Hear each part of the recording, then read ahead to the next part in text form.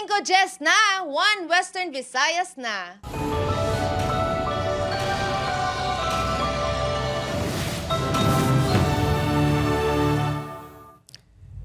Mga balitang aton tutukan subong nga Miyerkules mabaskog nga linog nagbilin sang dako nga halid sa pila ka lugar sa Cebu.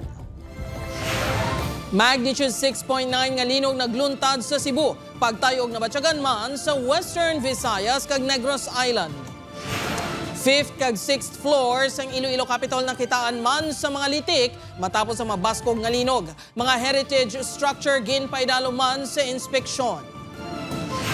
Maestro, ginbawian sang kabuhi sang ginlambatan kag gintiro sa Dueñas Iloilo. Duha sini ka bata nakaluwas. Git-gitana isang pickup kag wing van sa Bacolod City nakuhaan sang video. Kag dike sang flood control project sa Barangay Balabag kag Amparo Pavia may mga guba na.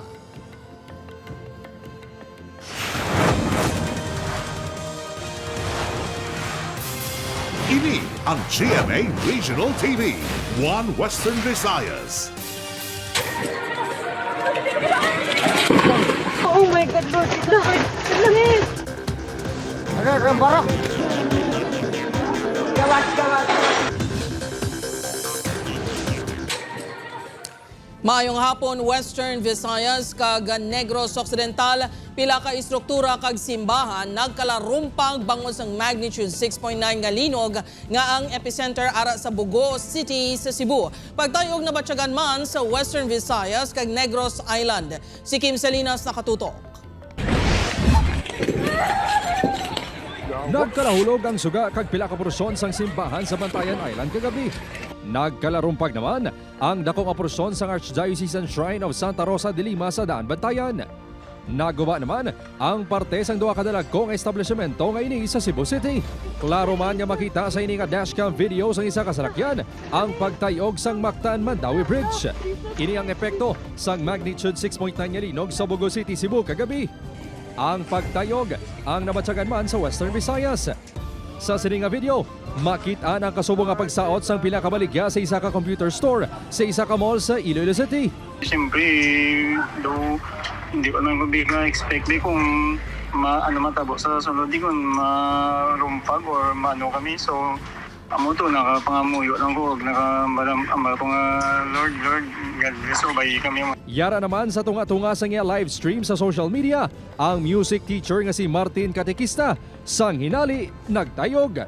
Nagpanaog halin sa ila ginaobrahan niya building ang pila ka call center agents. Nagpadulong man sa hiluway nga lugar ang ini nga BPO employees sa distrito man sang Mandurriao. Suno sa Iloilo City DRRMO, 31 ka mga persona ang ilang ginrespondihan bangod sang linog. Intensity 4 ang nabatsagan niya pagtayog sa syudad, santo sa device sang disaster office. May mga possible mild or minimal damages na ma-experience siya. Kaya considered siya as moderately strong ng intensity 4. Sa Pasay City, Iloilo, ginrespondihan sang rescue teams kag BFP ang pila ka mga estudyante sang Pasay City College matapos nagkalalipong kag naglain ng pamatsyag sang naglinog samtang ginahiwat ang isa ka aktibidad. Sa Rojas City Capiz, makita ang pagtayog sang sining aquarium kadungan sang linog. Makita naman sa CCTV footage sa sulod sang isa ka restaurant sa Kaliboklan ang pag-uyog sa mga suga. Galayon nga nagbiya sa lugar ang mga customer kag staff. Sa Bacolod City, pila ka BPO personnel ang ginrespondihan sa medical team matapos naglain ang pamatsyag. Upod Kirmel Porquia, Kim Salinas, 1 Western Visayas.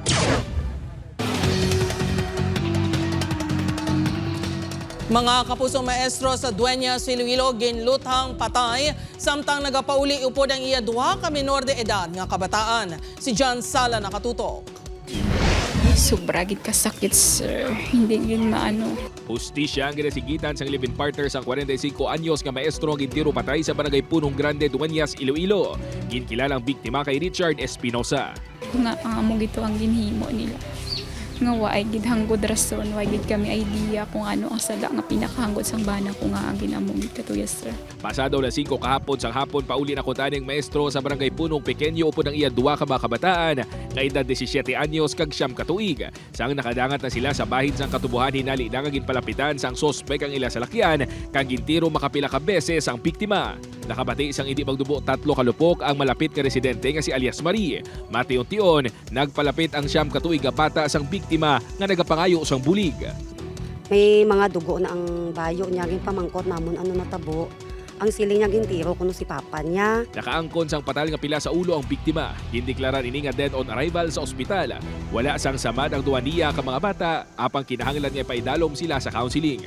Isa sa mga ginatutukan nga motibo sang kapulisan ang mga personal nga hilikoton sang biktima kag hindi saya obra bilang maestro. Wala ini isang malain nga record sa pulis ukon sa barangay. Wala man sila idea, wala man sang prior threats nga problema nga na-open up aning si Sir Richard sa ila. So sa aton siguro sir no, nga gina-consider natin is ang sa personal life niya na lang. Apang pagpati sang live-in partner, may mas madalom pa nga rason ang pagpatay sa biktima.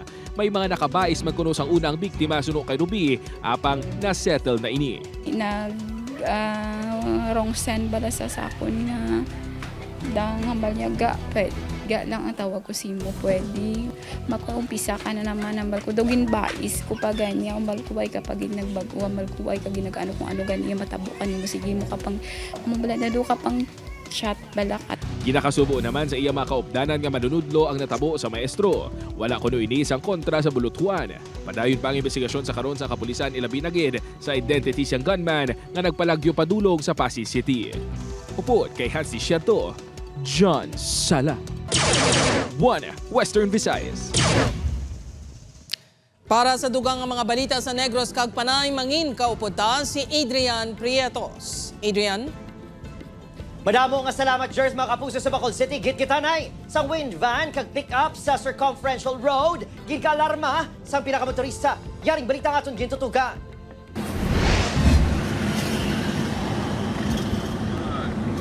Okay, kinano yung pick up. Sa sinya video nga kuha sa Circumferential Road sa Barangay Mandalagan sa Bacol City, makita nga kasubong nagapalumbaanay ang duha ka mga salakyan. Talulupang doon nga daw nagalagsanay ang pick-up kag wing van. Sa tion nga bansing pick-up, madasig nga nagalaga sa truck. Mabatian pa nga nagakabalaka nagakuha sang video. Nakita na sa pamunuan sa LTO NIR ang ini nga video. Natala na nga padalaan sa show cause order ang duha ka driver nga ginatumod pa sa ahensya. Once may information kami, bisan wala pa complainant, we will show cause both drivers. We will be conducting an investigation on the incident, no? So after sinatanaw naton, no, kung ano ang reply nila. Panugyan sa Land Transportation Office Negros Island Region. Ari ha, hinay-hinay lang kung nagagamit sang dalan. Bango din kaso nga makaaksidente. Posible kasuhan ang maimbolbado. Apisar wala na na-report sa kapulisan ng insidente, pagkatutukan sa Bacol City Police ang natabo. Inya para sa tanan nga mga may mga salakyan. So, kung padayon hindi mga amo ni bagay ti dakong aksidente may nabo kag hindi lamang sa duha ka partido. So, base may affected pa nga ibang nga mga salakyan. Opo, Kiril Gasilio, Adrian Prietos, 1 Western Visayas.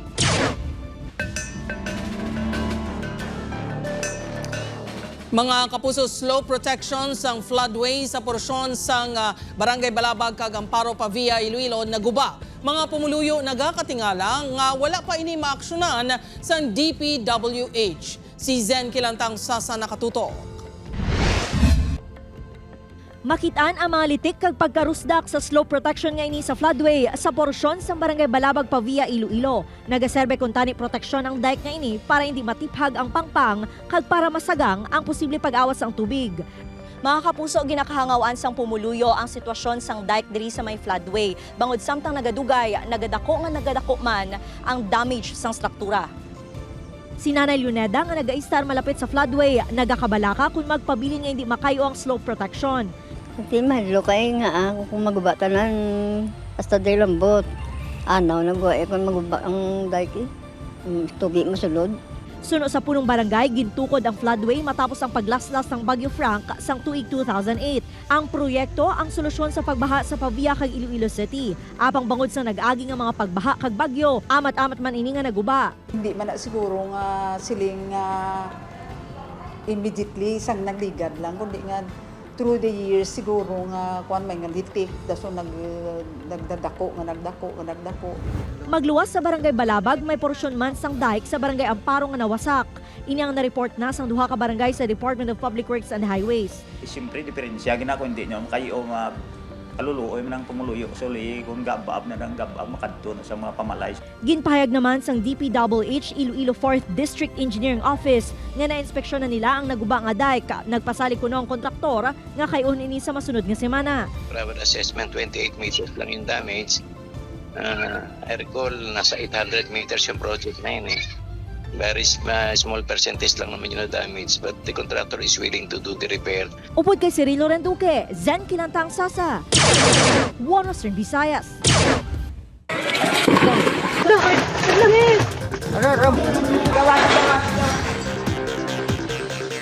Mga litik na kitaan sa Iloilo Provincial Capital kasunod sa nagluntad nga linog. Samtang Visayas grade ginpaidalom sa yellow alert. Si Kim Salinas nakatutok live sa sa Iloilo City proper. Kim?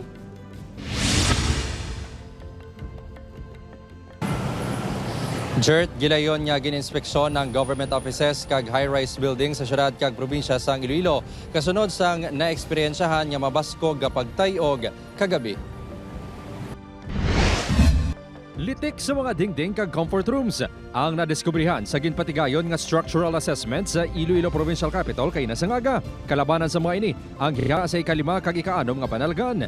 Suno sa Iloilo PDRMO, may pila nga bago lang, samtang ang iman ang ginahibalo pa kung daan na kag nagdako lang. Those who have 4 to 5 stories building, i-ensure gidanay ang structural integrity. Ang mga municipal building officials, ang mga municipal engineers, individually, private and public buildings should be inspected. Sa piyak sini, balik trabaho na ang mga empleyado sang Kapitolyo subong nga hapon bangod wala man sang structural defect ang building. Tigayo naman nga nagbalik sa normal ang operasyon sa Iloilo City Hall kay nasangaga. Ini matapos na assess sang Office of the Building Official nga hilway na sa katalagman ang building pati ang legislative building. Siyempre para safety man kami, ari ding obo, so dapat safe kami kay ari sila. Samtang nagpatigayo naman sang rapid visual assessment ang DPWH 6 sa pila ka buildings, simbahan, taytay, kag pila ka estruktura sa Western Visayas. Lakip na diri ang kontrobersyal nga ungka kag aganan flyover. We will be making the urgent recommendation if need, no? Kung makita kita the structural defects nga serious that will warrant nga i-discontinue ang use na isang building na o structure, no? We'll do it. Samtang bangod sang linog, nagsuspender sang face-to-face classes ang 46 ka mga LGU sa rehiyon. 1,120 ka mga bulutuan sa Western Visayas, sa riin masobra 400,000 ka mga learners ang apektado. Kabaylo sini, alternative delivery mode ang ginpatigayon. Based on information coming from our DRRM focal person here sa may regional office, ongoing ang assessment as we speak sang aton sini nga mga facilities, aton sini nga mga eskwelahan kag mga opisina. Masobra man 100,000 ka mga estudyante ang nag-shift sa ADM sa Negros Occidental. Ginpaidalom naman sa yellow alert ang Visayas grid matapos nagka-force outage ang 27 ka mga power plant sa grid. We had like mga 5 transmission lines in Panay that was temporarily out. All of which went out at exactly the same time, no? Atong paglinog around 10 o'clock PM last night. And ang last feeder went back at around 12:06 midnight. Apisar sini, may 1,888 megawatts nga kapasidad ng grid nga bastante pa sa pag-supply sang kuryente sa isla sang Panay. Jert, nag-aabiso ang NGCP sa mga konsumidor nga magkinot sa gihapon sa paggamit sang kuryente. Samtang ginatugyan naman sang DepEd sa local chief executives kung palawigon pabuwas ang suspensyon sang face-to-face classes. Jert? Madam Muged, ang salamat sa update. Kapuso Kim Salinas. Ini ang GMA Regional TV, One Western Visayas. Mga kapuso, ginapanghandaan na sang Kaap Iloilo ang mando sa Department of Transportation nga kakaso ng initial screening sa airport. Base sa ginpagawa nga order ni DOTR Acting Secretary Giovanni Lopez, ginhatagan sini sang 15 dias ang Iloilo International Airport Management nga hukson ang initial security scanner sa departure area. Tungod kuno ini nga may yara man sang final security check sang mga pasahero antes magsulod sa pre-departure area. Tinutuyo sini nga mangin maligwa ang terminal sa pagsulod sa mga pasahero. Matapos makuha ang scanner sa main entrance, iga-reconfigure ini kag isaylo sa ginaagyan sang conveyor sa mga bagahe. All airport employees will be entering dito iya sa among service entrance, as well as the concessionaires ang ilang mga bagahe dito iya sa piyak, no, and that is the arrival dito nga side. Pero there is a departure, all passengers, no, they will be passing that without any screening, no.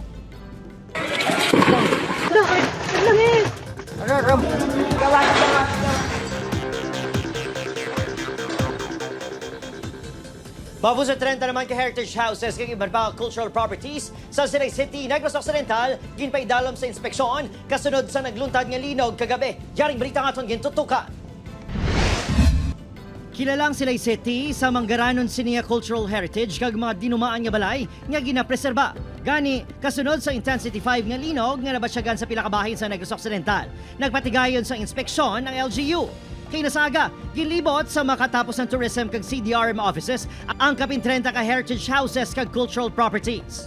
Kadamo sa mga ancestral houses di sa Silay City, kung daw medyo delikado ang lugar, so ma-recommend din kami appropriate actions, either ma-stay sila o ma-evacuate na siya sa ilang balay. Pila sa ginpadulungan ang Hofilenia Ancestral House, balay ni Grense kag Pink House. Ang Hall of Justice, ginpaidalo man sa inspeksyon pero matamat nga ginpatigay yung tungod, wala ginkansilang obra sang mga empleyado. Hindi lang ko pagpatingbon. So, bulos-bulos lang pagkatapos ng iban, pwede rin iban kagwa. Samo lang na siya ang staffer, we're good, we're okay, pwede rin taksunod. Nangin pagpanghangkat ang pagdumala sa mga tawo bangod na tabuan nga may pila ka hearing sa buong adlaw. By the looks of what they're saying, we can, pero limited lang. Marami kasi dito yung mga clearances, mga hearings. I don't know if the judges will reset it. May pila ka mga propiedad naman nga wala na tigayon nga walang tao, bagod may pribado nga tag-iya. If it's a private property, kinanglan irespetohon tagid ang tag-iya. So, sa ginpatigayon nga inspeksyon, wala sang major damages nga nakita sa mga propiedad.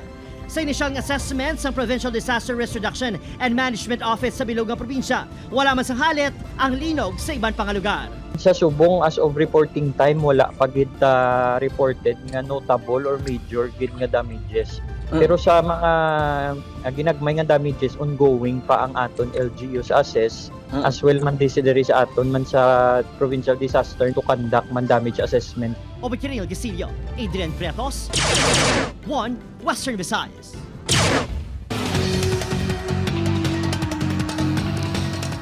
Mga kapuso, nasapuan nga wala na sang kabuhi ang 35 anyos nga mangunguma nga si Ervin Alarba sang Agtabo, Pasig City sa dalan sa Barangay Abaca, San Enrique, Iloilo. Antes ini nasapuan nakabati pa sang asud-asud nga lupok ang pila ka residente. Sa investigasyon sang San Enrique MPS, papauli na si Alarba sakay sa iyang motorsiklo sang gintiro sang ginapasuni riding in tandem suspects. Pila sa ulo kagabaga ang naagom sang biktima. 2023, nakagwa sa presuhan si Ervin matapos ginkasuhan may kangtanan sa ilegal nga droga. Isa man ini sa mga motibo nga ginasundan sang kapulisan. Ginahibalo pa kung bala konektado ang biktima sa Alarba Group nga isa sa mga kilala nga grupo sadto nga nagahimo sang ilegal nga aktibidad sa Iloilo. Amo pa naman sa mga ina-verify pa naman, pag ina-validate pa naman kung may mga konektado ni sa Alarba Group. Mga kapuso na padulong sa Kalibo Municipal Police Station si Kalibo Vice Mayor Philip Yero Kimpo upod ang delivery riders ng isa ka pizza store sa Kalibo, Aklan agud formal nga magreklamo batok sa scammer nga nagamit sa ngalan sa vice alkalde sa pagpanunto. Sa panaysayon sa biktima nga rider nga ginkilala kay alias Daniel, may nagtawag sa ila establishmento nga nagpakilala nga si Vice Mayor Kimpo kag nag-order sang 5 ka box ang pizza kag ginpadulong sa isa ka hotel sa barangay Old Buswang, Kalibo. Sang gin-deliver na sa biktima ang mga pizza, nagtawag liwat ang suspect kag naghingyo nga baydan ana isang rider ang pagkaon pinaagi sa online transfer kag bayaran lang ini pag-abot sa hotel. Apang pag-abot sa hotel, nagpahayag ang hotel staff nga wala dito ang vice alkalde. Pinaagi sa Facebook page sang vice alkalde, nagpahayag ini nga hindi ini mag-untat, tubtob nga hindi madakpan ang scammer. Kabusuhalong kaso sang leptospirosis sa Bacolod City nagsaka sang 39% subong at 2025. Pinakaulihing napatay sa balatian ang buang 32 anyos ng Iloy sa barangay Pahanukoy. Nakatutok Aileen Pedreso. Halin Enero tubtub Setyembre, naglabot na sa 25 ang kumpirmado nga kaso sang leptospirosis sa Bacolod City. Mas mataas ini sang 39% kung ipaanggid sa 18 nga na-record sa pareho nga binulan sang 2024. Sini nga 2025, 7 na ang napatay. Pinakaulihi diri ang 32 anyos nga babayi nga residente sang barangay Pahanukoy. Setyembre 8, nakitaan sang sintomas ang pasyente. Sunod nga adlaw, ginbawian na ini sang kabuhi. Fever siya. Prior to consult, may fever siya nga 1 week. And then with body pains, back pains, only 2 days prior to admission, jaundice na siya. Meaning, nag-yellow na iyang panit and also ang iyang mata. Sunod sa pakaisa sang pasyente, posible nga natapikan sang leptospirosis ang biktima sa masami nga pag-ubog sa baha kun malain ang tiyempo. Kung sakit-sakit, kid wa kabilog yung bata. Sa pagkataya, dito na mo nabalaan nga may lanag siya. Wala gid siya kambasam. Nagapahanumdom ang CHO sa mga residente nga gilayon magpa-check up kung may sintomas sang leptospirosis. Because hindi na to ma-predict, hindi na to ma-foresee na there are rains and flooding sa aton area. May anybody nga may nag-wade or nag-come in contact sa floodwaters, kadto na gidayon sa health center. Aileen Pedraso, 1 Western Visayas.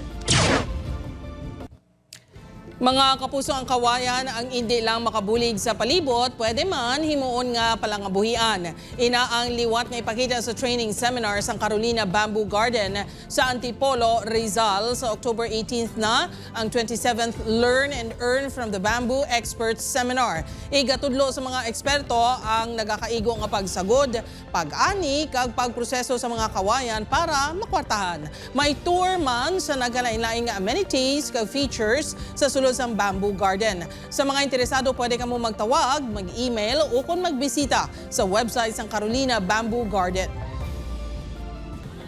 Mga residente sa barangay Biak na Bato sa Banwas ng Lacasiliana nga masami, apektado sang baha sa creek. Ginparelocate na sa Aileen Pedreso nakatutok.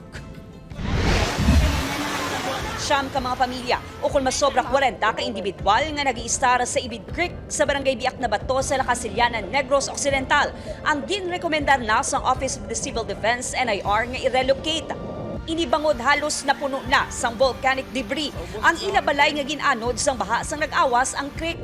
Plano nga saylohon ang mga ini sa permanent relocation site sa LGU. Sa tupad sang creek, so amo sila ang recommended nga maupod sa sa resettlement naton. Ang tubig sang Ibig Creek na divert. Posible madugangan pa ang mga i-relocate nga pamilya kalabanan sa mga ini pabor sa relocation sunod sa OCD NIR. Samtang sunod sa Lacasiliana LGU, padayon ang proseso sa pagpangita sa provincial government sang duta nga masaylohan sa mga residente nga yara sa 4-kilometer permanent danger zone sa Mount Canaon. Gani samtang wala pa sang salayluhan ang preemptive evacuation ng mga remedyo sang barangay kag LGU sa mga residente nga nag-iistara sa kilid sang creek na natabunan sang volcanic debris.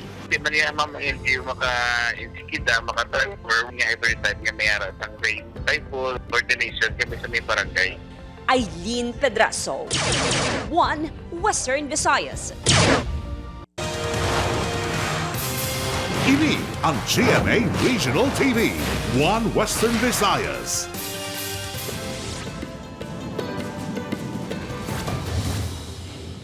Patay ang angkas matapos nakabunggo ang ginasakyan sining nga motorsiklo sa ginasundan nila nga motorsiklo sa barangay San Miguel, Hordan, Guimaras. Ginkilala ang biktima kay alias Jock, 49 anyos, isa ka construction worker, kag pumuloyo sa barangay Hoskin, Hordan, Guimaras. Samtang pilaso naman ang driver nga si alias Modi, 35 anyos, ang barangay Salvacion, Nueva Valencia, Guimaras. Sunod sa kapulisan, pag-abot sa barangay San Miguel, hinali lang nga nagliko pa wala ang ginasundan nila nga motor nga ginamaneho ni alias Romel, 16 anyos, kag pumuloyo sa barangay San Miguel, rason sa pagbungguanay. Dead on arrival sa ospital si Jock nga nagaangkon sa pila sa ulo. Samtang luwas naman sa katalagban ang duha ka mga driver.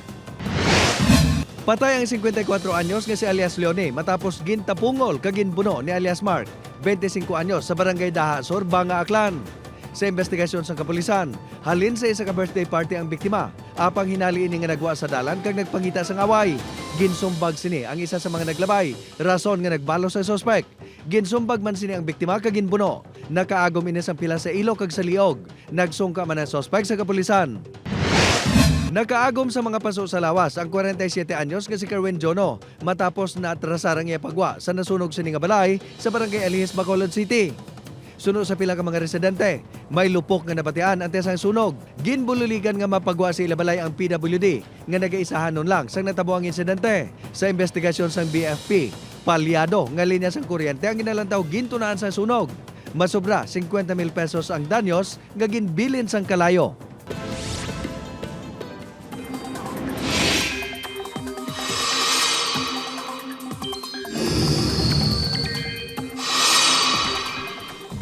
Mga puso, nangin bagyo na ang low pressure area kung LPA sa nasilangan sa Southern Luzon kagin pangalanan nga Bagyo Paulo. Sa 11 a.m. kag latest bulletin sa Pag-asa, ulihin na sibratan ang sentro sang Bagyo sa Kalayon nga 760 kilometers sa silangan sang Virac, Catanduanes. Sunod sa Pag-asa, posible ini mag-igo sa Isabela o Northern Aurora sa Biyernes ng aga o hapon. Posible subong hapon o gabi magapagwa na sang wind signal ang Pag-asa. Sa subong, easterly sa gihapon ang padayon nga makaapekto sa pungsod. Posible nga sa mga masunod nga adlaw, mag-aumpisa na nga mabasyagan ang epekto sa Bagyo Paulo ilabi na sa Luzon. Base sa datos sa Metro Weather, may chance ang ulan sa dakong bahin sa Western Visayas, kasubong sa Aklan, Capiz, Antique, Iloilo, kag Negros Island region. May mabasog ang ulan, man nga pwede magresulta sa baha, di gani landslide.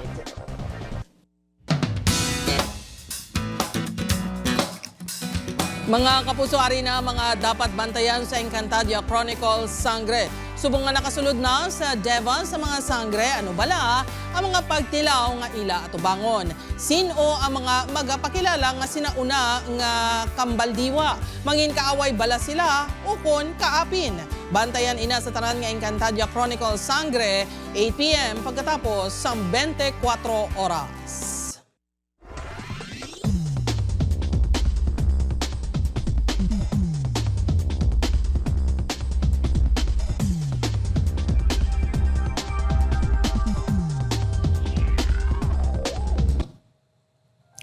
Mga kapuso, 85 days na lang, Pasko na. Mahimo ninyo malantaw ang ining episode sa GMA Regional TV official website, www.gmaregionaltv.com. Pwede man, mabisita kag i-click ang subscribe button sa GMA Regional TV official YouTube channel para sa mga updated nga balita.